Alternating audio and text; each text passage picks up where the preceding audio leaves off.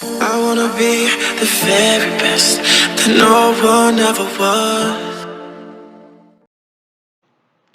Assalamualaikum warahmatullahi wabarakatuh.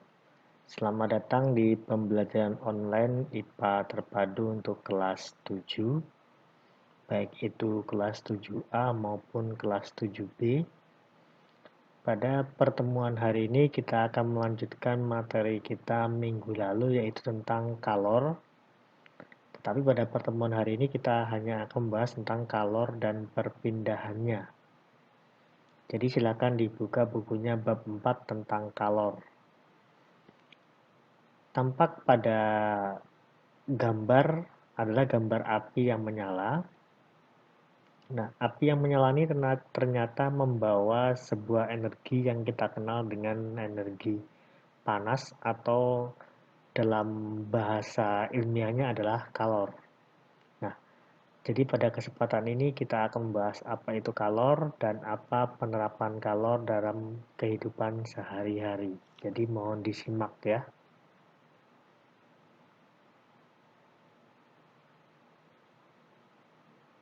Pengertian kalor. Istilah kalor itu adalah jumlah panas pertama kali diperkenalkan oleh Antoine Laurent Lavoisier. Lahir pada tahun 1753 dan meninggal pada tahun 1794. Con Rumford pada tahun 1753 sampai 1814 dan Robert Mayer. Keduanya membuktikan bahwa kalor merupakan salah satu perubahan bentuk energi atau kalor adalah salah satu dari energi. Kenapa dia dikatakan sebagai perubahan bentuk energi? Karena kalor ini bisa berpindah dari satu benda ke benda yang lain. Jadi dia bisa berpindah tempat. Tara kalor mekanik adalah bilangan yang menyatakan kesetaraan antara satuan kalor dan satuan energi. Satuan kalor adalah kalori, yaitu kalor yang diperlukan untuk menaikkan suhu 1 gram air sebesar 1 derajat Celcius.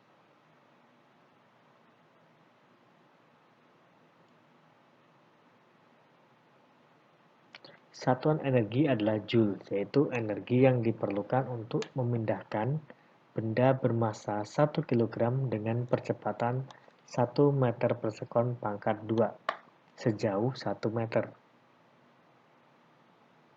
Kesetaraan kedua satuan itu adalah 1 kalori sama dengan 4,2 joule atau 1 joule sama dengan 0,24 kalori. Energi yang tersimpan dalam makanan diukur dalam kilokalori dan biasanya disingkat kilokal atau kal dengan K huruf kapital. 1 kal makanan sama dengan 1000 kalori.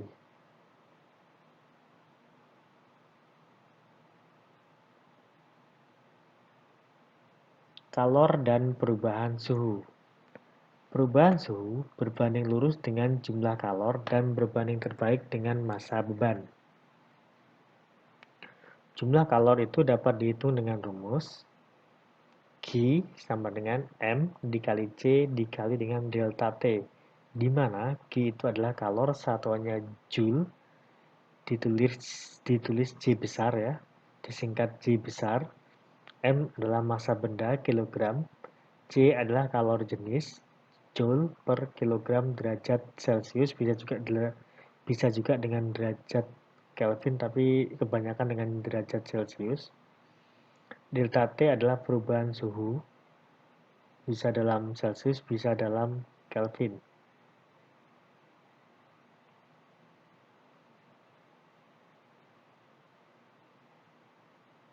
Berikut adalah kalor jenis berbagai zat atau benda.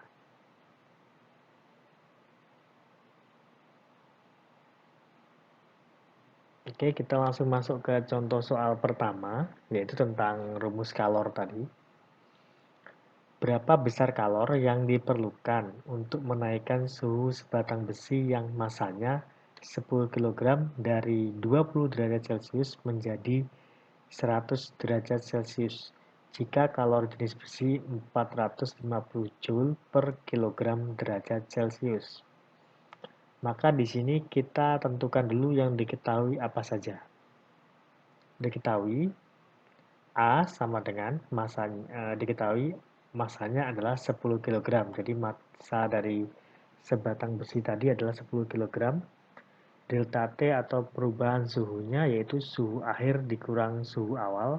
Suhu akhirnya 100 derajat Celcius dikurang dengan suhu akhirnya 20 derajat Celcius. 100 dikurang 20 adalah 80 derajat Celcius. Kalor jenis besinya adalah 450 Joule per kilogram derajat Celcius. Yang ditanyakan adalah Q atau kalornya ya. Jawab dengan rumus tadi, Q sama dengan M dikali C dikali delta T atau 10 dikali 450 dikali dengan 80, hasilnya adalah 360 kJ. Jadi kalor yang dibutuhkan sebatang besi tersebut sebesar 360 kJ. Jelas ya? Oh, kenapa kok kilojoule padahal hasilnya adalah 360.000. Nah, 360.000 ini kita bagi dengan 1000 supaya menjadi kilojoule, maka 360.000 dibagi 1000 adalah 360 kilojoule. Sudah jelas ya? Oke, kalau jelas kita akan lanjut ke materi di slide berikutnya.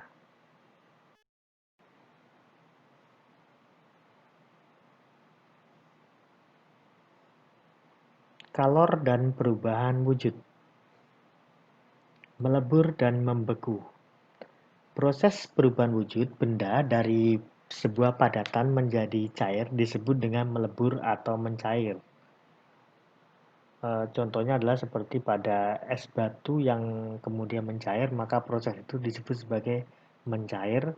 Kemudian kalau besi dipanaskan, lama-lama besi itu akan leleh, itu disebut sebagai melebur. Benda yang berwujud padat dan dipanaskan akan melebur setelah melalui titik leburnya. Membeku adalah proses perubahan wujud dari zat cair menjadi padat. Contohnya adalah air yang dimasukkan ke dalam kulkas, kemudian dia akan memadat. Atau lilin yang telah mencair, kemudian akan kembali menjadi padatan. Ya. Kalor lebur, zat diartikan sebagai kalor yang diperlukan oleh satu satuan massa zat padat untuk melebur atau mencair pada titik leburnya. Kalor beku zat diartikan sebagai kalor yang dilepaskan atau dikeluarkan ya oleh satu satuan massa zat cair untuk membeku pada titik bekunya. Jadi kalau kalor lebur itu kalornya dipakai untuk meleburkan, sedangkan kalau kalor beku kalornya dipakai untuk membekukan. Atau bisa diartikan bahwa kalor lebur itu kalornya diterima, sedangkan kalau kalor beku, kalor dari benda itu dilepaskan. Kemudian, jumlah kalor yang diperlukan oleh suatu zat untuk melebur atau yang dilepaskan ketika membeku dapat dirumuskan dengan Q sama dengan M dikali L, atau Q sama dengan massa dikali kalor beku atau kalor lebur. Q adalah energi kalor, satuannya Joule, M massa benda, kilogram, L kalor lebur atau kalor beku, ya, Joule per kilogram. Kemudian,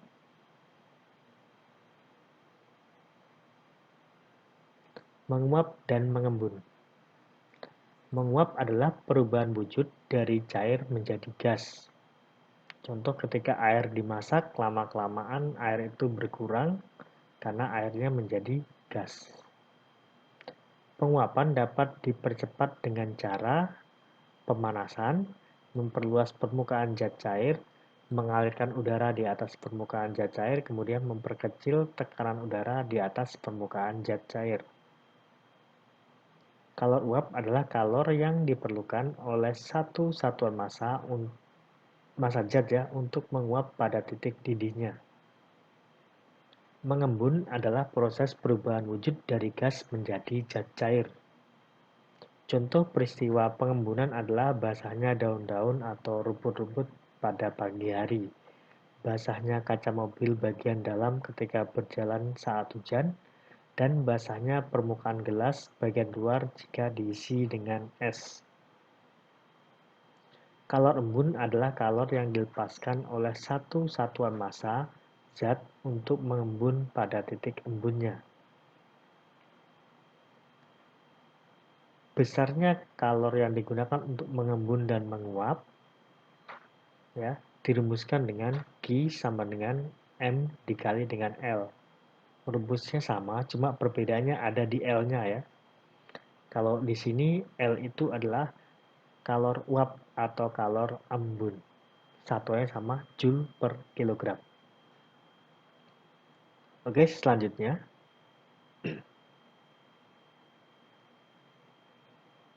Selanjutnya adalah ini adalah tabel tentang kalor lebur dan juga kalor uap dari berbagai macam zat. Nah, bisa kalian lihat di buku kalian juga ada ya. Nanti silakan dibaca bukunya.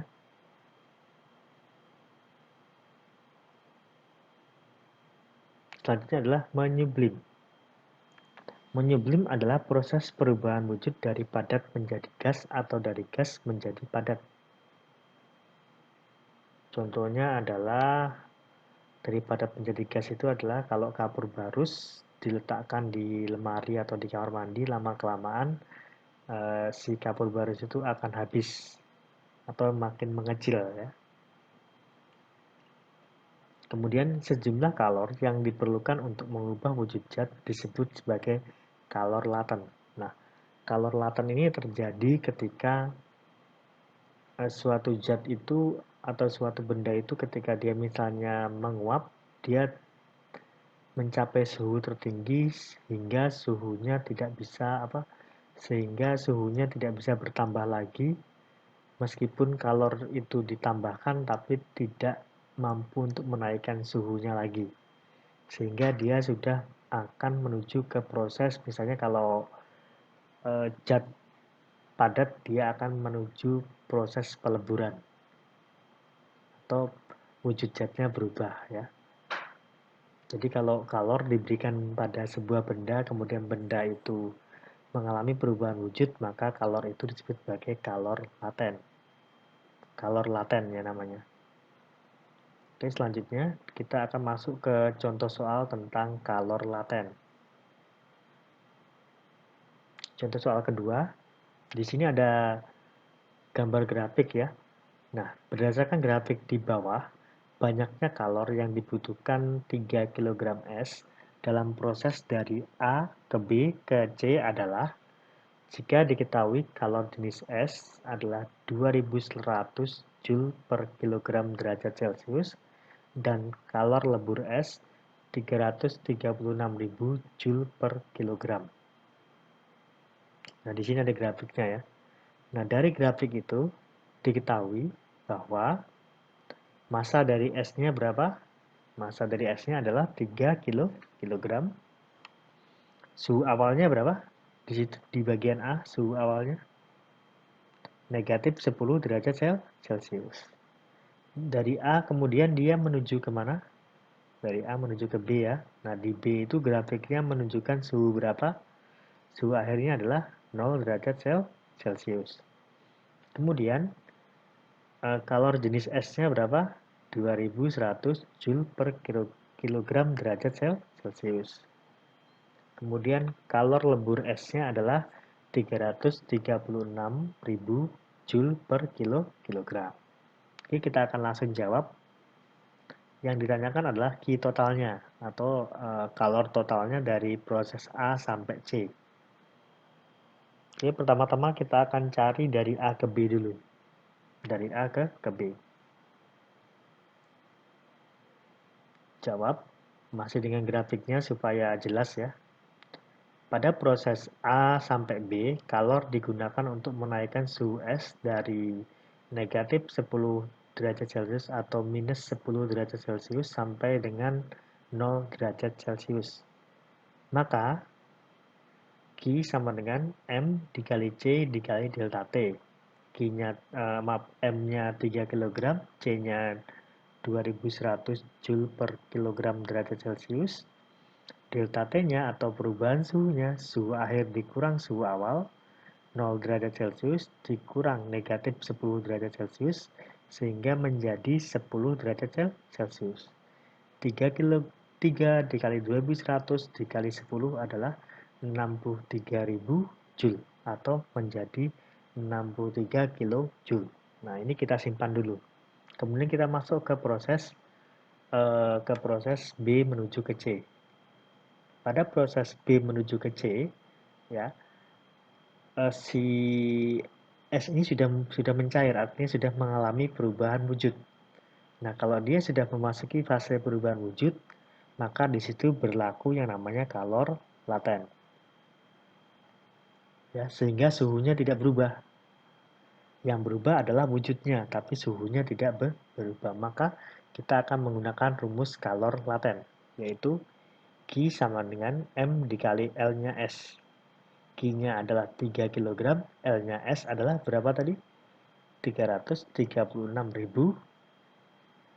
Joule per kilogram. Nah, kita kalikan sehingga mendapatkan hasil 1.008.000 Joule atau 1.008 kilojoule.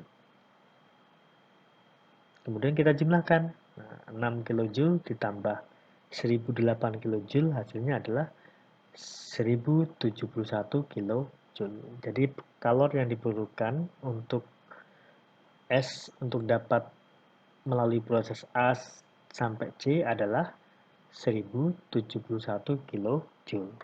Jelas ya? Oke, untuk proses ke D gimana? Nah, untuk proses ke D nanti silakan kalian tentukan sendiri nanti ya. Oke, kita akan lanjut ke materi selanjutnya atau pembahasan selanjutnya, yaitu tentang perpindahan kalor dan daya hantar kalor.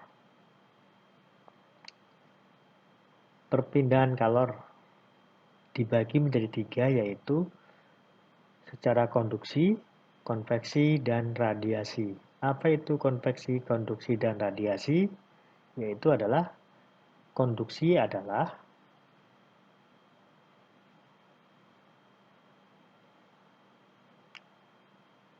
yaitu kalor merambat dari satu partikel ke partikel lainnya tanpa diikuti perpindahan partikel-partikel tersebut. Jadi dalam konduksi yang berpindah adalah kalornya, bukan partikel-partikelnya. Contoh adalah ujung besi yang dipanaskan. Ya, ujung besi yang dipanaskan. Ketika suatu besi dipanaskan, kemudian kalian pegang ujung yang satunya yang tidak dipanaskan, maka lama-kelamaan bagian yang kalian pegang itu akan terasa hangat atau terasa panas. Itu disebut sebagai perpindahan kalor secara konduksi. Kemudian yang kedua adalah konveksi, yaitu perambatan kalor melalui air atau zat cair dan gas disebut konveksi, yaitu perpindahan kalor yang diikuti oleh perpindahan partikel-partikel zat penyusun. Contohnya adalah ini. Contohnya adalah lilin yang dinyalakan. Nah, di sekitar lilin itu nanti ada perpindahan udara dingin dan udara panas mengalami pertukaran tempat. Ya, sehingga udaranya berpindah disertai dengan perpindahan kalor. Jadi kalau pada konveksi, zatnya juga berpindah, kalornya juga berpindah. Selanjutnya adalah radiasi.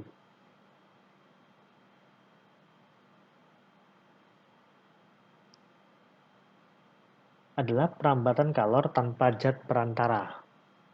Contohnya adalah ketika kalian membakar sampah, kemudian kalian berada di sekitar api unggun, maka meskipun kalian tidak menyentuh si sumber api ini atau sumber panasnya, panas itu tetap akan mengarah kepada kalian, meskipun kalian berada pada jarak yang lumayan jauh ya, tapi tetap si panas ini bisa sampai kepada kalian. Nah, itu disebut sebagai radiasi atau pancaran.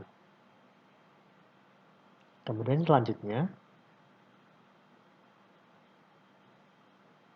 daya hantar kalor. Zat yang mudah mengantarkan kalor disebut sebagai konduktor. Konduktor ini biasanya terdiri atas logam seperti aluminium, besi, tembaga, dan baja. Zat yang sulit mengantarkan kalor disebut sebagai isolator. Contohnya adalah kaca, karet, kayu, plastik, air, dan udara. Nah, penerapannya pada daya hantar kalor adalah penerapannya yaitu pada peralatan masak misalnya kayak teflon. Nah, teflon itu di bagian pegangannya biasanya tidak terbuat dari logam, maaf, pada pegangannya itu ada logamnya, cuma dia dilapisi dengan plastik ataupun bahan lain, misalnya karet atau kayu yang tahan terhadap panas, sehingga ketika kita megang pegangan teflon itu tidak mengalami panas karena sudah dilapisi dengan karet, plastik maupun kayu. Demikian juga setrika listrik. Pada bagian pegangan setrika itu sudah dilapisi dengan atau bodi dari setrika itu sudah dilapisi dengan plastik. Hanya bagian bawahnya saja yang dari besi, sehingga ketika kita pegang setrika itu tangan kita tidak ikut panas karena ditahan oleh zat yang sifatnya isolator. Penerapan dari perpindahan kalor. Perpindahan baik itu secara konduksi, konveksi maupun radiasi dapat dicegah. Salah satu alat yang bisa mencegah atau prinsipnya berasal dari perpindahan kalor adalah termos. Nah, jadi termos ini adalah termos air ya, yang untuk air panas itu adalah suatu peralatan yang diciptakan oleh manusia untuk membantu kerja manusia yang prinsipnya sama dengan mencegah perpindahan kalor. Jadi di bagian termos ini ada dua tabung ya. Termos ini punya dua tabung. Tabung yang pertama adalah tabung yang paling kecil yang berada di dalam ini adalah untuk mengisi air, sedangkan tabung bagian luar adalah lapisan pelindungnya. Nah, di sela-sela lapisan pelindung ini diberi ruang kosong ya, diberi ruang kosong. Apa sih ruang kosong yang berupa lapisan perak? Nah, apa sih fungsinya? Fungsinya adalah untuk mencegah udara luar masuk dan udara yang di dalam ini keluar. Karena kalau misalnya tidak ada ruang kosong ini, maka dia memungkinkan terjadinya pertukaran udara. Udara yang di luar dingin akan masuk ke dalam, sedangkan udara di dalam yang panas ini, yang berisi air panas ini akan keluar. Nah, pada termos diberi lapisan ini untuk mencegah atau memperlambat terjadinya proses pertukaran udara, sehingga air yang panas tertahan di dalam panasnya tertahan lebih agak lama ya, meskipun tidak seharian dia bisa tahan, tapi minimal mengurangi terjadinya pertukaran udara sehingga air panasnya untuk dia panas bertahan lebih lama ya. Oke, selanjutnya yang terakhir adalah homeostasis. Homeostasis. Tubuh cenderung memiliki kemampuan untuk menjaga kestabilan suhu yang dikenal dengan istilah homeostasis. Secara singkat, homeostasis adalah keadaan keseimbangan tubuh.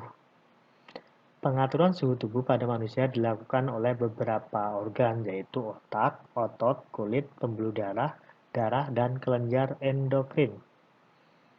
Osmoregulasi adalah berbagai mekanisme yang dilakukan oleh makhluk hidup untuk mengatur tekanan osmotik cairan tubuh.